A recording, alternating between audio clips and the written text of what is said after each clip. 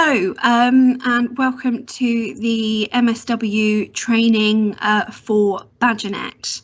My name's Alana. I'm one of the midwives working on the Badgernet project alongside Steph Moss. I may not have met some of you before, if not, hello, and hello to those I already know. So today I'm going to take you through a little bit of navigation around the records and what you may need to use for your applicable role, and then also adding and recording information again that is relevant to your role as MSWs. So I'm currently using a desktop version of Badgernet for your care that you will be providing. You will be using iPads. So the iPads will not be able to connect to Wi-Fi in people's houses. Therefore, we will need to use the offline capability modes. To know how to put patient records into offline mode, we do have guides on our Badgernet intranet, and also this can be part of your IRIS e-learning.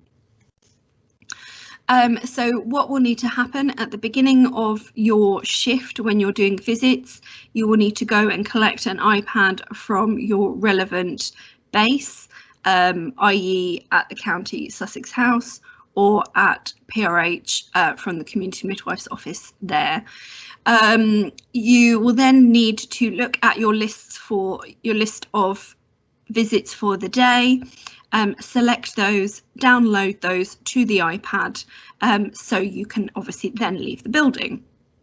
You then record all of your care onto your offline Badgernet. Then at the end of your shift, you will need to return to the Community Midwife's office that's applicable to your location to upload those records for the day. Unfortunately, it does have to happen like that, because if obviously care needs to happen later that evening when potentially you've gone home with it in offline mode, we don't have records of what care you have provided for that day.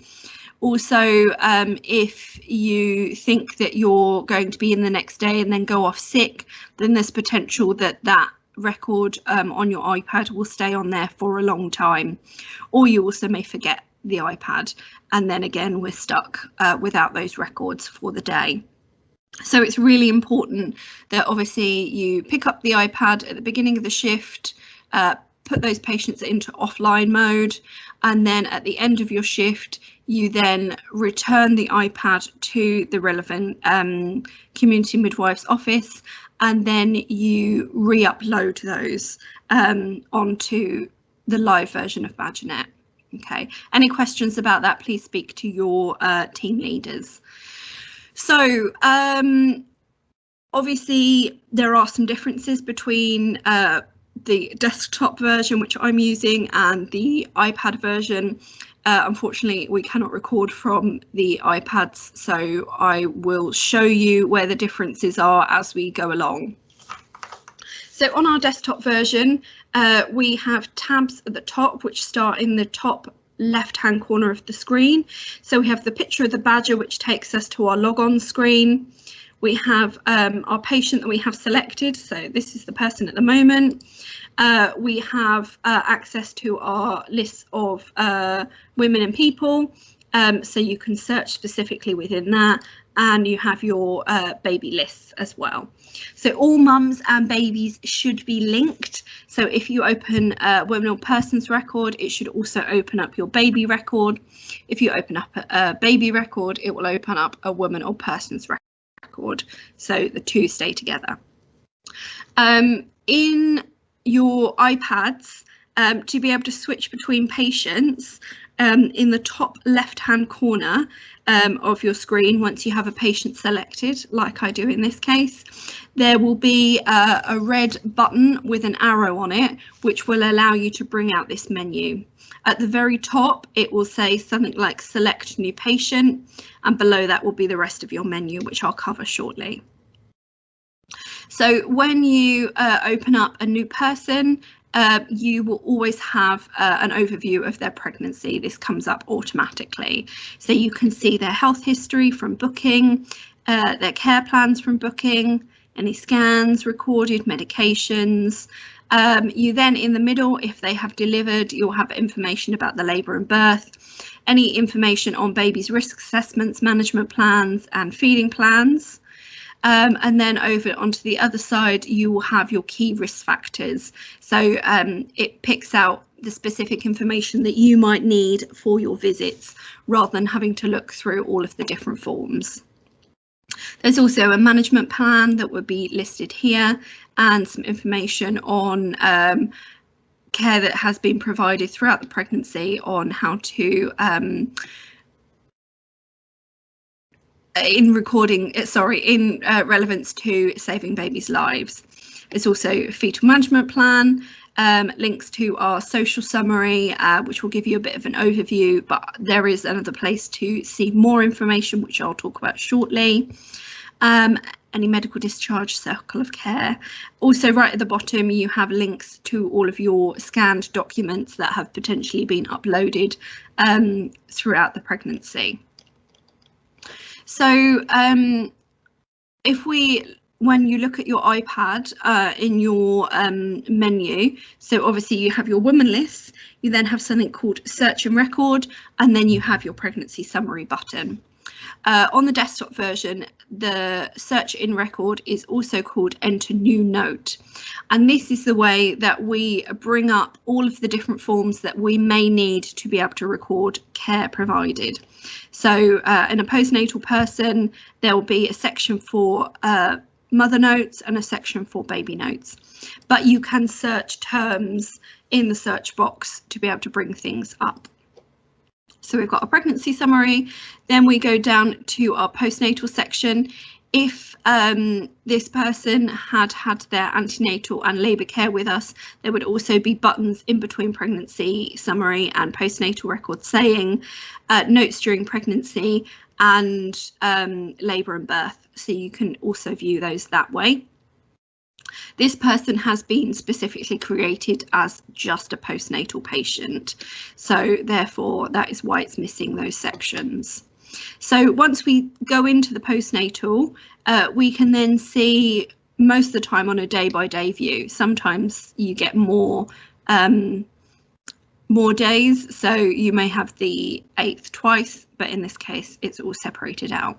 So if we click on the date, it then will let us view all of the specific forms that have been completed as that patient has received care.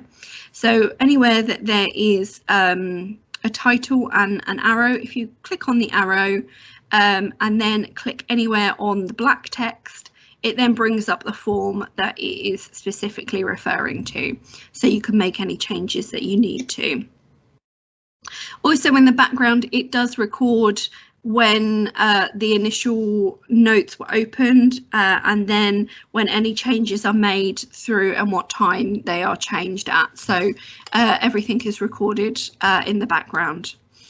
As we scroll down, if we go to full notes, so potentially a woman or person has had some blood results, blood tests in the hospital, and they didn't get the result before going home. They may ask you about that. You can select specific notes to filter them down in this section. So I'll show you those as we go along, especially in babies. So if we skip episode import and we go down to social, so social is an overview of all the information that would be in reference to any interactions with social services, anything recorded by our safeguarding midwives Fiona and Sally, this would all be in here. So you would have potentially discharge plans, assessments, those sorts of information.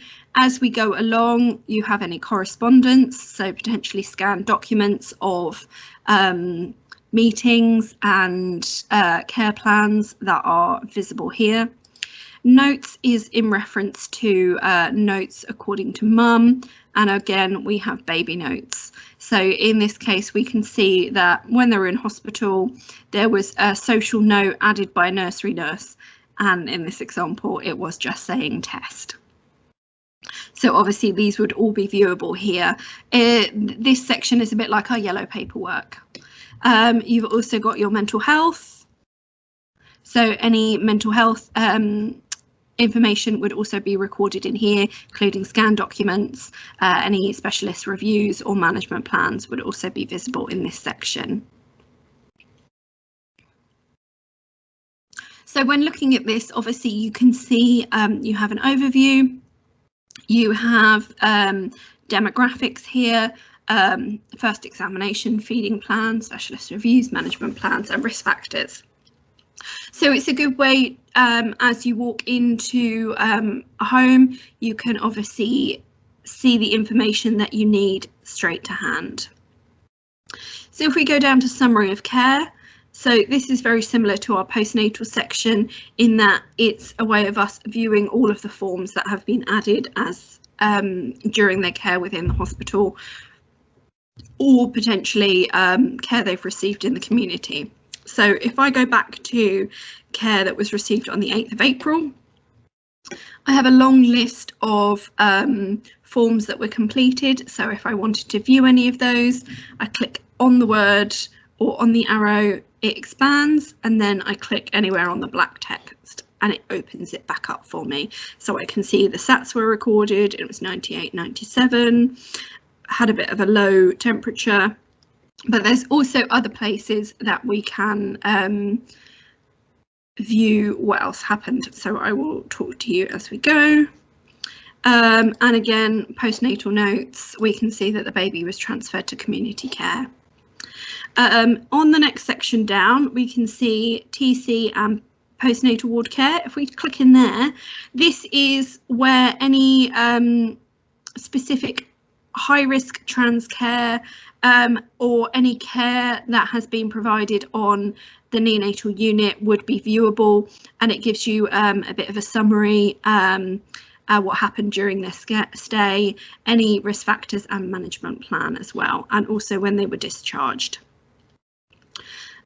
So we've also got access to full notes for baby, similar to those that we could see with mum. So this way, again, if we wanted to look at specifically blood tests and results, we click on that and it will expand and show us all of the blood tests that have been done for this baby. So we can say they had a blood glucose and CRP and an SBR done as well. So as we keep going down, we then have charts that are available to us. So anything for mum is at the top and anything for baby is below. So we have your neonatal centile chart, so that's for your weights. So you can click on your weight chart, see where obviously baby was weighed and how things change over time. It will plot it itself, which we'll do one in a minute. You have your observation charts from baby, including you have your SATs added onto there, any blood glucose that were done on the time and any bilirubins that were previously recorded. Also down to our hypoglycemia chart, so if they were on regular BMs you would be able to see how those trended over time. And again, if we go down to our bilirubin, this shows us our Billy charts where things have been plotting. So obviously we've got a key right at the top. We've got transcutaneous bilirubin level in black. That's our black cross. We've then got serum bilirubin level, which is our orange square. Exchange transfusion line is in blue, and our phototherapy line is in purple. One thing to be aware of on this chart, it goes up in boxes of 10, very similar to what we use at the moment. And this is obviously on the desktop version. On the iPad version, it goes up in units of 20. So be careful when you're recording how many boxes below the line it is. That potentially needs to be taken into account. So we obviously, as I know, your role mainly focuses on that of a baby. So I'm going to take you through a few things you might need. For the purposes of this, I'm going to go into the summary of care for baby, and we open this up. So there's different ways of adding the forms that we need to record an examination. So sometimes they're in this little plus at the top here. And obviously we've got an examination here, or if we go into the day, we have add new note at the side here, and we should have an examination there. Oh, good example. So sometimes they're in some sections but not another, or the other way that we can do it is if we go to enter new note and we type examination, and obviously I can't say it. Click on the one that says baby examination. So we are obviously, it will automatically fill in the date and time for you. We have to say what type of examination it is. So most of the time it will be a daily check. We can say who we are, as in who examined the baby. So if you do use current user, that will pop up, or you can click into the box and search for someone else, whether it's you or not. You can say, obviously, ID check isn't applicable outside of the hospital, so you can say no. You can say where the location is you examined, so obviously in this case home. Comment on the general condition. So all of these boxes, it is up to you what you fill in. The only things as we go that you'll notice you have to fill in are highlighted in red. So I'll show you some of those as we go. So obviously if we're seeing a baby at home, we're not doing any observations. We wouldn't necessarily do a temperature and resp unless we're concerned, but we might do a weight. So as we go further down our list, we've got weighed today. So we'll say yes. So what we need to do is delete the current weight out. So obviously it says 2,000 grams, delete that out. And so we're going to enter in a new one. So I'm going to say this baby is now 1800. So what it then does, if we click out of the box, it works out what your percentage birth weight loss is. So we've got a 10% change from birth weight. And it also tells you what weight centile that baby is on as well. So if you're doing a top to toe check of baby, you have a big long list of things that you might comment on. I find the easiest way is you have a button there that says mark all as normal. You can say yes, and then on the individual bits that might not be as normal, you can then put abnormal. You can write what, so I'm not going to do movement because that's very specific. I'm going to do skin, and I'm going to put dry, and I'm going to put advised can use oil if as an example. As we scroll down, obviously there's more things on there. You can add in any reflexes you do, what comment on the cord, so obviously if the cord is on and clean and dry. Obviously whether the baby's passed urine today, and well, has the baby passed urine? Yes. How many has the baby passed it today? Sorry. How many wet nappies? So let's say 3.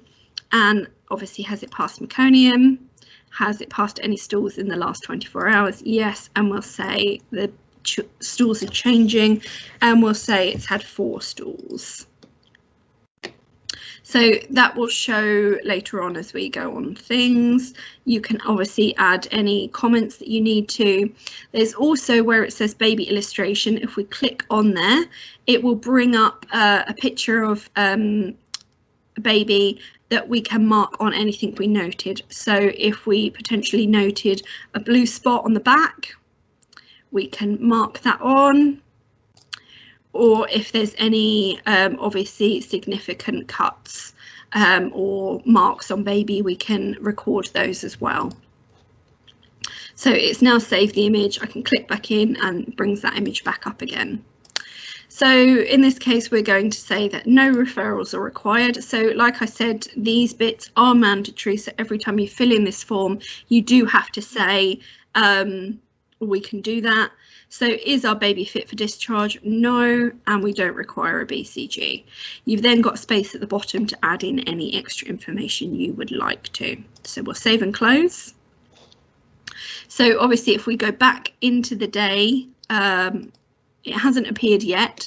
Obviously today is the 11th and not the 10th. So in a minute, we'll see that a number 11 will appear and we can look at that examination again.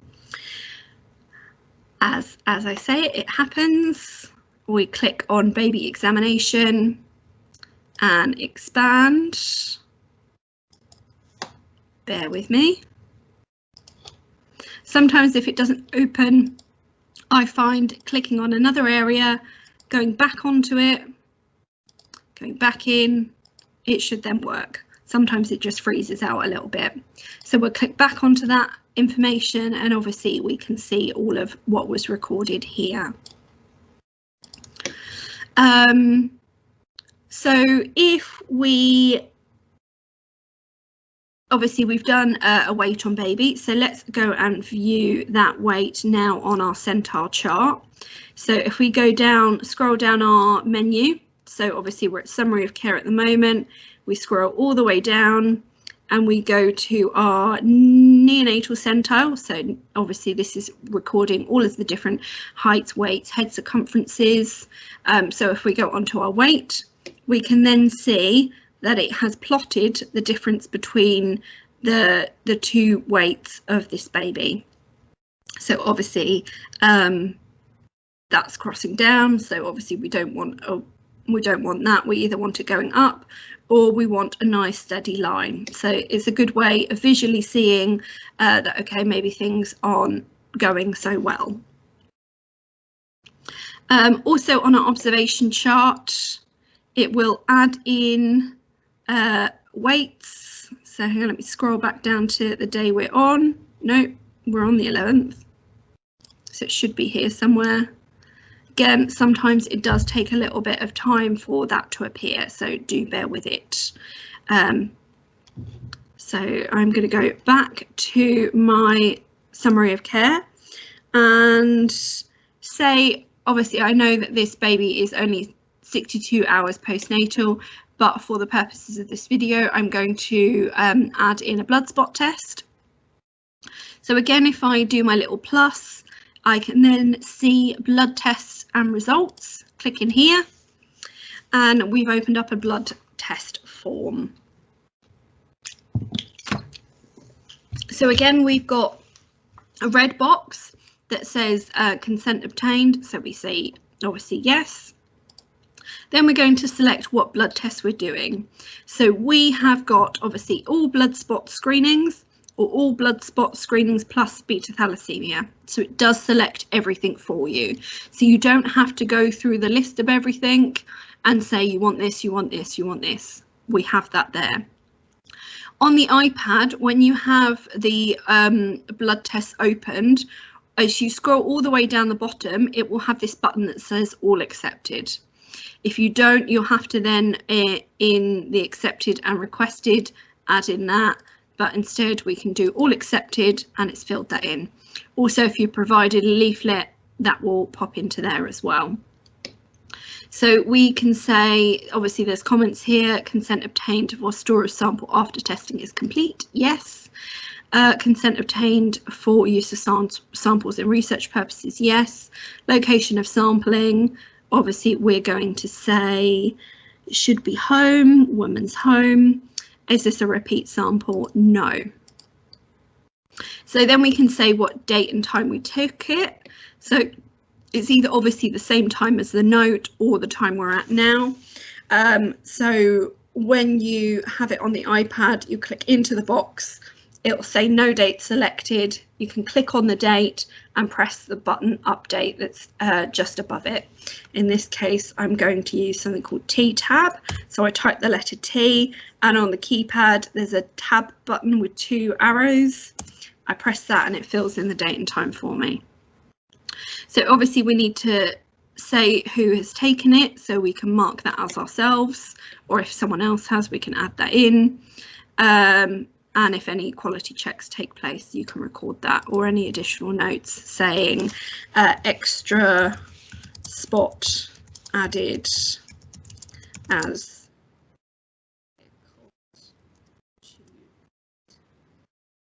for example. Obviously, if they decline, you have space on here to fill in a declined section. I was previously asked if people will now need to fill in the separate paperwork for declining your blood spot test. No, you don't have to fill in the paperwork version. You would fill this in instead. So obviously, if we didn't offer it for some reason on that day, you could say why it's not been offered on that day.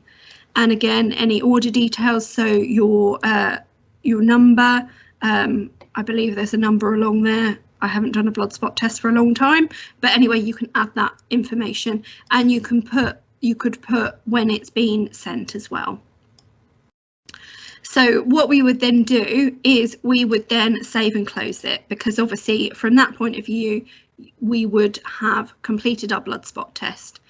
If for some reason you were there when they got the results back and you wanted to fill anything in, we can go back into our 11th of April, go back once our blood test appears in a second, as so, click anywhere on it, and again anywhere on the text, and we can fill in those results. So obviously whether they're negative, but obviously we don't always see those results come back, so we can leave that blank. You could also, if you wanted to, scan the results in, so when they get sent the letter version, you can scan that in if they specifically wanted that in there. So obviously, if we wanted to go back and see any previous examinations, we would go into our full list of notes, and we can then get up our baby examinations here. So obviously we've got the one that we've just done today.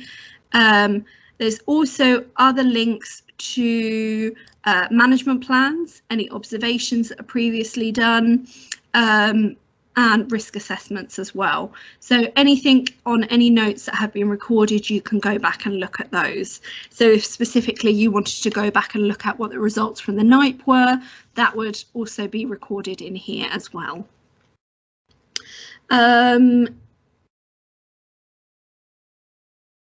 So if you, obviously you have provided your weight for the day, you have recorded your blood spot test, but say you had called the woman or person at the beginning of your shift to say that you were coming and they had lots of questions for you, we record it on here as well. Any communications, whether it's via text, via email, or via phone, it should all be recorded onto here. So if we do a plus, it may be in here. Again, if it's not, I apologise. I don't think it is. So I'm going to do enter new note, and I'm going to search for communication. If I forget that it's called communication, I can type text. No, I can't. I can type phone. I can type telephone. And the communication note appears. So I'll enter this. So we've obviously got the date and time that the communication was made. We can then list what type of communication that was. So obviously if we sent a text, whether that was incoming or an outgoing text. So we will say that it's an outgoing text and it's a text between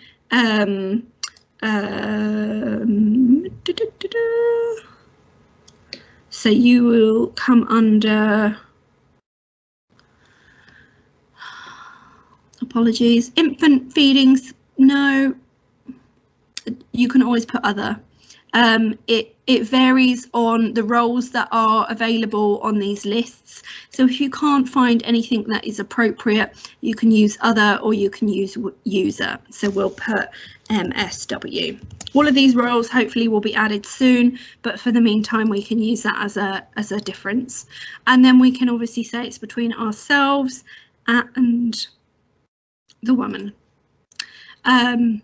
Obviously, if it's us that sent the text, we'll put current user, and then obviously the second text name we leave blank because we've identified that it's the woman, therefore we know that it's that person above. It already knows that you are texting in the postnatal period, so it's got that selected, and you can then go and fill in any information. So reason for text, so you can follow-up contact, first contact, general inquiry, anything like that, reason for text, and again you could put anything that you wanted to. So we'll just say it's a general inquiry for mum, and obviously you can fill in what your text details were, so I'll just put text. So as you go down, you can say they can call back if there's any changes or if they're worried about anything, or you can specifically write the advice that you've given and any plan, obviously whether you're there's no further action needed to be taken, or you're going to speak to the community midwife or GP. You can say that you're going to ring back in, say, 10 minutes, and date and time finished isn't necessarily applicable to a text, but obviously it would be for a phone call. Decision and support, you can obviously say where you've got your information from, so guidelines, you've maybe discussed it with a midwife, your woman or person agrees with the plan. Obviously if it's just an outgoing text, you haven't got that response yet, so again this isn't always appropriate. So I'm going to save and close, and my communication will be viewable here. If then obviously our woman or person decides to call us after receiving a text, we can go into our communication note and we can say it is a telephone call. Obviously this is actually only telephone number 1, and it's an incoming call between the woman and ourselves as MSWs, and again we put our name as in the same sort of line that we would on that way round. So we leave the top line blank because we said the top line is our woman and the second line is our MSW, so therefore we filled that in. So when they call us back, we can obviously say why they're calling us. So potentially they maybe find themselves, so maybe a breast problem, or obviously they're having feeding issues. You can select that. You can obviously go through your questions as you go along, but you don't have to fill these in again because they're not mandatory.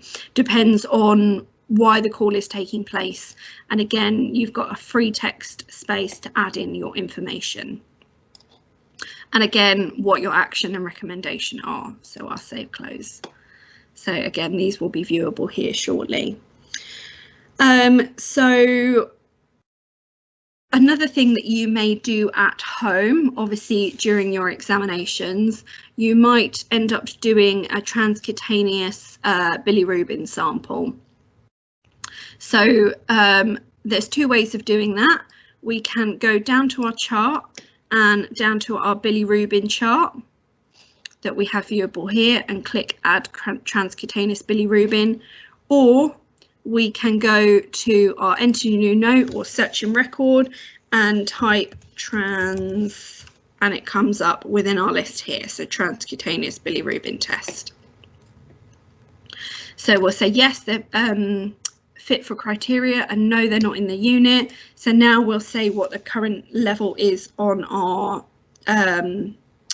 transcutaneous bilirubin monitor. So I'm just going to make something up and I'll say 180. And we want it to plot on the chart, so we'll say yes. At the moment, we don't know where this level is, so we are not going to say whether it's above the treatment line or not. So we'll save and close, and it will plot it for us. So we can see that obviously the transcutaneous level has not changed a huge amount, but it is now, because of its gestation, it is well below the treatment line for phototherapy. And again, if we were to do an SBR, that would also be viewable there. So this will also now appear in our newborn observation charts. So obviously we're on the 11th today. If we scroll down, it will appear somewhere down here when it updates. And like I said, it's in our bilirubin chart. If we want to go back in and say that it is, comment that it's below the treatment level line, if we go to summary of care, we go onto our date and we've got a transcutaneous bilirubin test there, and we select the text, we can go, no, the level is not above the treatment line, save and close. So we've now commented on it. So our next section of things that we might need to do are around feeding. So obviously a large part of your role is feeding observations, feeding assessments, and creating plans for people. So I find that the best way to get up the appropriate forms is in our searching record or enter new note, we type the word feeding and it brings and it brings up all of the appropriate forms that we may need. So there's 5 in total, but there's one that you'll use more than others, which is the feeding smart form. So the feeding smart form collects all of those other separate forms into one. So you can kind of do a routine assessment from top to toe, really. So it's already acknowledged that it's a 3rd day assessment. If it wasn't, you could just put that it's a feeding update.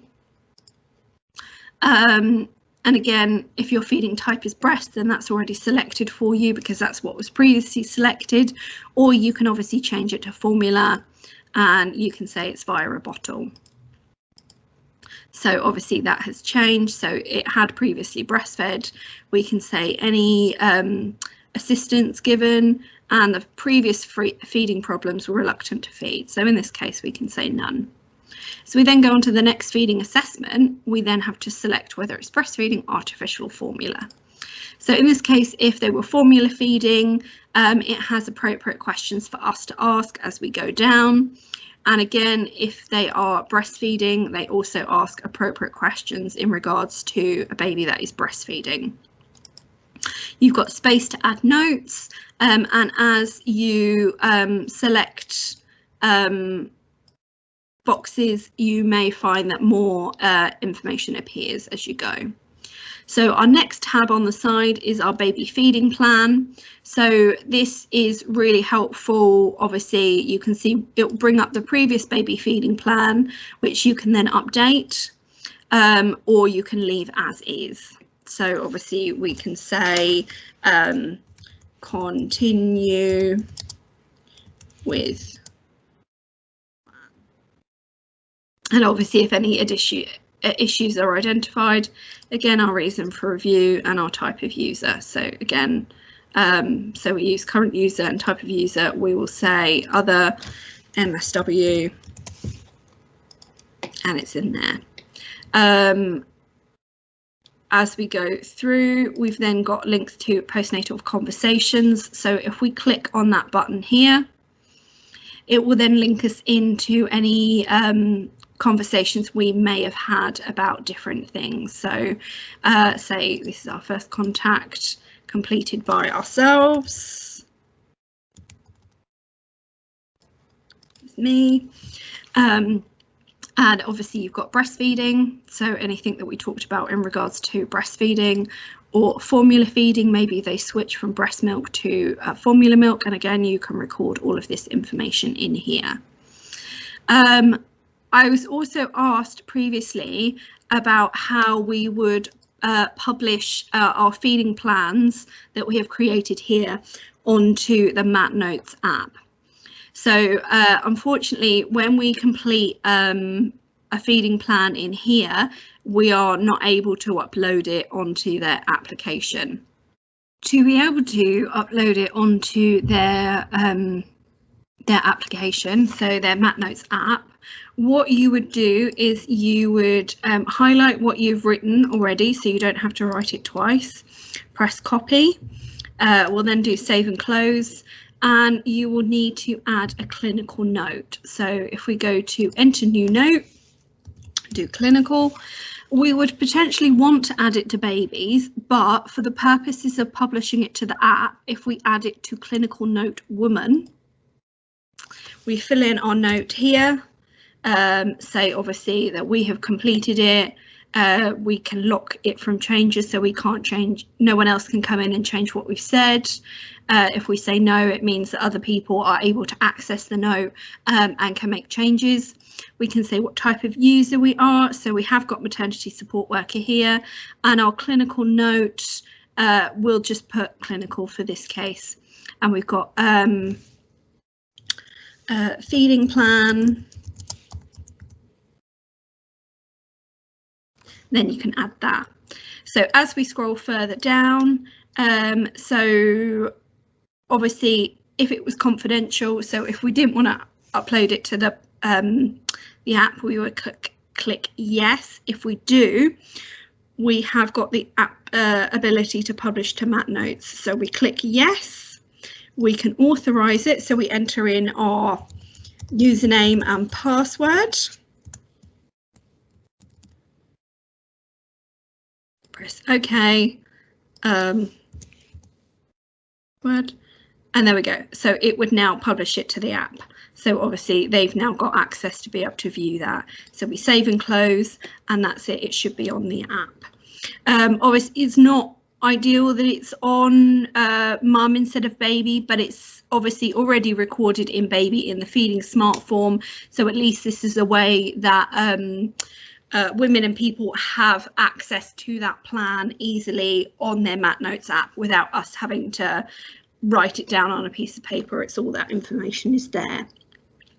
So going back to our feeding forms, so we also have something called a breastfeeding observation checklist, and this is just very basic yes, no, are they doing all these things?